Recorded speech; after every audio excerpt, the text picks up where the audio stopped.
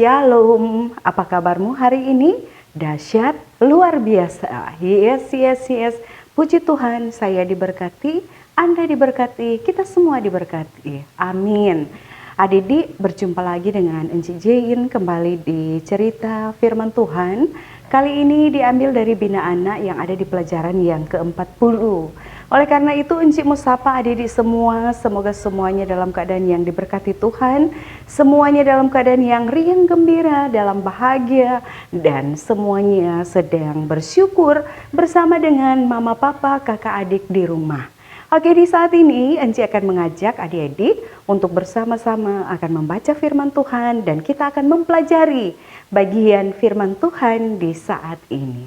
Tetapi sebelum itu adik-adik, kita akan berdoa. Kita akan meminta Roh Kudus Tuhan untuk dapat menguasai kita dalam merenungkan bagian firman Tuhan ini sehingga kita benar-benar mengerti dan kita akan melakukannya. Karena itu semua sikap berdoa. Mana kunci tangannya? Tutup mata dan kita berdoa. Tuhan Yesus, kami bersyukur kepadamu karena kasih-Mu lah yang selalu kami rasakan dan nikmati dalam kehidupan ini. Sehingga kami di saat yang berbahagia ini akan kembali membaca dan merenungkan bagian firman Tuhan. Berkenan Engkau menuntun menguasai kami dengan Roh Kudus-Mu supaya kami dapat memahami maksud firman-Mu dan tolonglah kami untuk melakukannya. Hanya di dalam nama Tuhan Yesus kami berdoa kepadamu. Amin. Adik-adik, firman Tuhan di saat ini sesuai dengan pelajaran yang ada di Bina Anak, pelajaran yang ke-40. Kita akan membaca dalam perjanjian lama, yaitu Keluaran pasal 17. Kita akan baca mulai ayat 8 sampai ayatnya yang ke-16. Jadi sekali lagi, firman Tuhan yang akan kita baca pada saat ini adalah dalam kitab Keluaran, Keluaran pasal 17. Kita akan baca ayat 8 sampai ayatnya yang ke-16. Bagian firman Tuhan ini bertuliskan begini. Kemenangan orang Israel melawan orang Amalek. Lalu datanglah orang Amalek dan berperang melawan orang Israel di Rafidim. Musa berkata kepada Yosua, pilihlah orang-orang bagi kita, lalu keluarlah berperang melawan orang Amalek. Besok aku akan berdiri di puncak bukit itu dengan memegang tongkat Allah di tanganku. Lalu Yosua melakukan seperti yang dikatakan Musa kepadanya dan berperang melawan orang Amalek. Tetapi Musa, Harun dan Hur telah naik ke puncak bukit.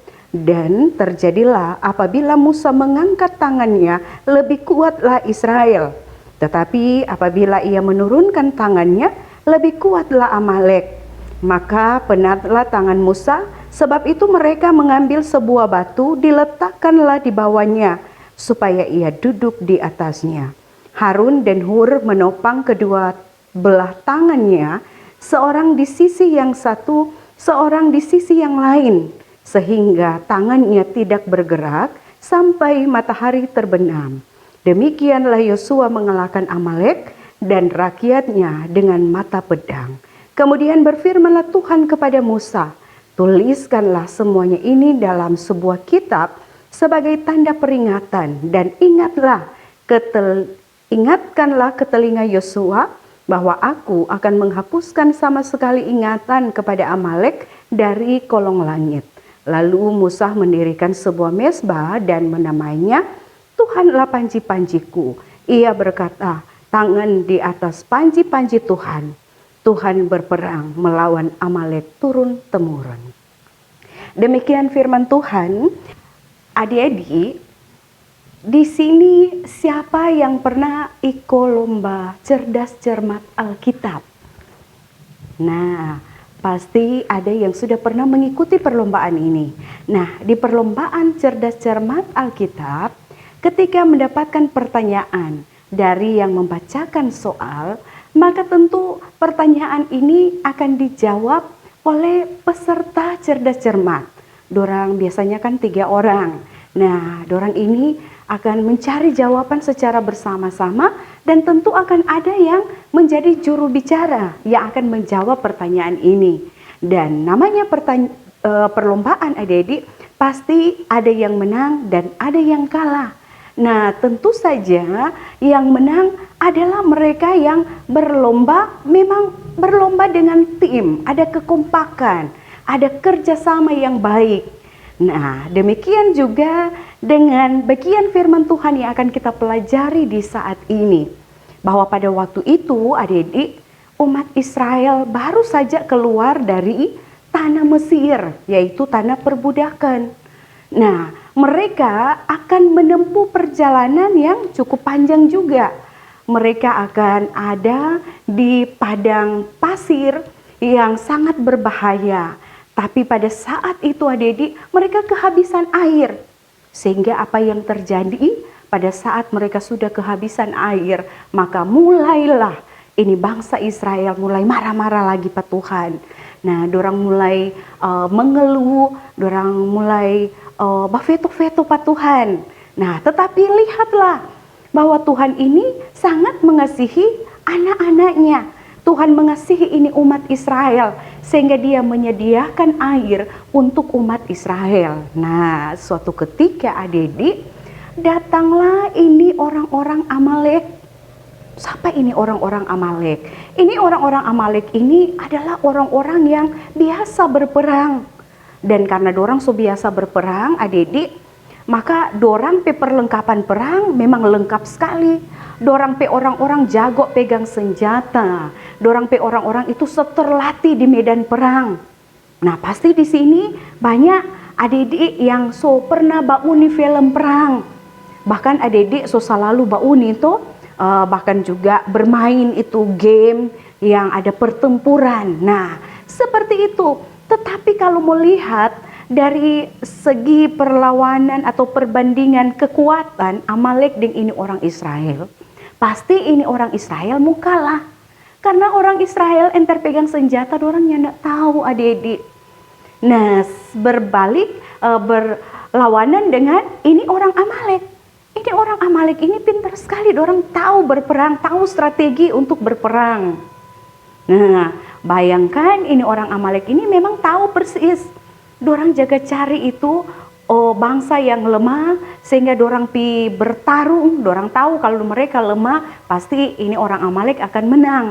Nah, demikian mereka berpikir bahwa ini orang-orang Israel ini tidak tahu strategi perang sehingga mereka mulai menyusun rencana untuk berperang melawan ini orang Israel.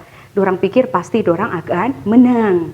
Nah, melihat ini adik-adik, Musa langsung memerintahkan ini Yosua.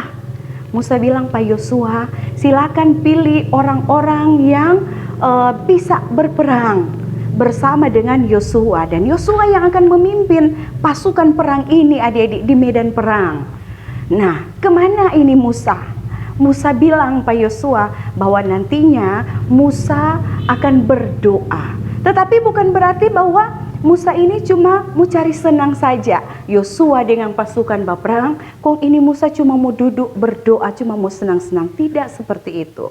Tetapi adik-adik, ketika saatnya tiba, ini Yosua dan para orang Israel yang terpilih akan melawan ini orang Amalek.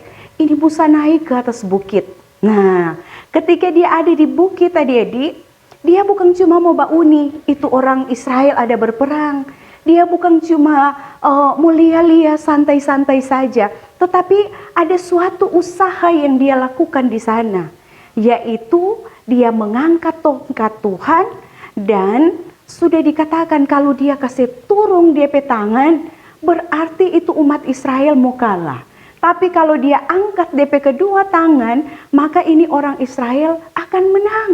Orang Israel akan kuat untuk bertarung. Nah, Harun dan Hur, seperti yang disaksikan oleh firman Tuhan, dorang dua ikut dengan Musa. Sama-sama ada di bukit.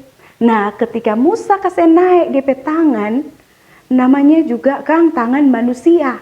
Ada saat di mana manusia itu akan merasa lelah. Nah, demikian juga dengan Musa.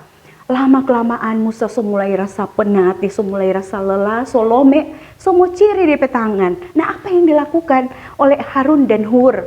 Mereka berdua mengambil batu, supaya ini Musa bisa duduk. Nyandak mau lelah, so lelah berdiri le, kong lelah angkat tangan. Nah, ketika itu Musa bisa duduk dan tangan kanan tangan kirinya dorang dua ada tongkat. Jadi di sebelah sisi lain ada Harun, di sisi lain ada Hur. Jadi dorang dua yang topang.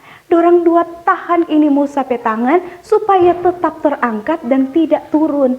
Nah, kalau turun maka bangsa Israel akan lemah dan kalah.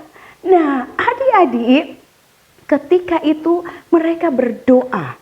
Nah, di saat itu dilakukan, maka umat Israel semakin kuat bertarung melawan bangsa Amalek dan terjadi suatu kuasa Tuhan yang luar biasa, yaitu orang Israel menang. Nah, ini luar biasa adik-adik. Dikatakan bukan soal tangan Musa, bukan soal upaya Harun dan Hur, bukan juga karena kekuatan Yosua dengan itu orang-orang yang terpilih. Tetapi kemenangan dari orang Israel ini adalah kemenangan atas kuasa dahsyat Tuhan. Tuhan yang menganugerahkan kemenangan ke atas orang Israel kepada orang Amalek. Nah, ketika itu disadari oleh Musa, oleh Harun dan juga Hur, bahkan juga oleh Yosua, maka mereka melakukan sesuatu yang menghargai kuasa Tuhan, yaitu dengan mendirikan sebuah mezbah dan menamainya Tuhanlah panji-panjiku, sambil berkata bahwa tangan di atas panji-panji Tuhan. Bukan siapa-siapa yang melakukan kemenangan, tetapi Tuhan berperang melawan Amalek turun-temurun. Jadi Musa akui, Yosua dan semua orang Israel akui bahwa yang berperang melawan orang Amalek bukan dorang, tetapi Tuhan, adik-adik. Nah, di sini juga kita lihat bahwa kuasa doa itu luar biasa kuasanya. Maka kita kembali diajak oleh firman Tuhan untuk terus berdoa, adik-adik. Bahwa kalau kita terus-menerus berdoa kepada Tuhan, maka Tuhan akan mendengarkan setiap seru doa kita. Di saat mana kita berdoa? Apakah hanya di saat orang sakit? Atau di saat orang bergumul? Atau di saat orang mau ulangan? Atau di saat orang mau tempuh perjalanan? Cuma di saat begitu? Nah, tentunya Anda adik-adik. Tetapi orang berdoa baik dan tidak baik keadaan, orang harus tetap berdoa apa? Tuhan. Di saat orang bersyukur, jangan lupa berdoa. Di saat orang ulang tahun, jangan lupa berdoa apa Tuhan. Di saat orang sakit apalagi. Jadi mau baik tidak baik keadaannya, orang harus tetap berdoa apa? Tuhan. Karena ingat, orang Israel pun dibuat Tuhan menang, apalagi orang anak-anak Tuhan yang akan tetap setia di dalam Tuhan. Dan jangan pernah meremehkan ibadah. Tetap rajin beribadah adik-adik. Jangan berpikir bahwa kalau torang biar nyandak pergi di gereja, biar nyandak pergi di sekolah minggu, torang boleh dengar firman melalui HP. Torang boleh dengar firman melalui televisi. Itu belum tentu mendatangkan sukacita bagi kita, Kang, adik-adik. Tapi coba kalau torang datang di sekolah minggu. Torang boleh riang gembira dengan teman-teman, torang boleh lagu dan gerak, torang boleh rekreasi bersama, torang berdoa bersama, memuji Tuhan bersama, maka di sana ada kesungguhan. Sehingga Tuhan akan senang melihat, aduh bukan main, kita pe anak-anak setia beribadah pak kita. Maka dengan demikian Tuhan akan memberikan kemenangan, Tuhan akan memberikan keberhasilan, Tuhan akan memberkati setiap orang yang tetap setia dan taat kepadanya. Nah, karena itu adik-adik, seperti yang orang lihat itu Musa nyandak dorang kasih biar bertarung sendiri. Tapi itu Harun dengan Hur, dorang ambil tempat duduk, dorang tongkat tangan sisi kiri, tangan sisi kanan. Ini adalah kerja tim yang luar biasa. Maka torang juga harus contohi ini. Kalau torang supaya torang ini jadi anak-anak Tuhan yang berhasil, maka torang harus kerja tim. Yang seperti apa? Kalau torang beribadah semua, kalau satu menyanyi semua menyanyi.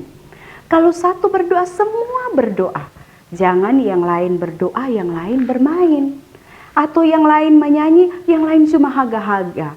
Nah, Tuhan tidak senang dengan cara yang seperti itu. Atau juga kalau orang di tengah dunia ini adik-adik, Tuhan hadirkan harus ada orang lemah, harus ada orang yang kuat. Untuk apa? Yaitu untuk saling melengkapi, yaitu untuk saling menjadi berkat sesama kita. Nah, karena itu jangan pernah lupa bahwa kita hidup di dunia ini adalah atas karunia Tuhan, atas berkat Tuhan. Nah, demikian juga kita harus menjadi berkat untuk orang lain.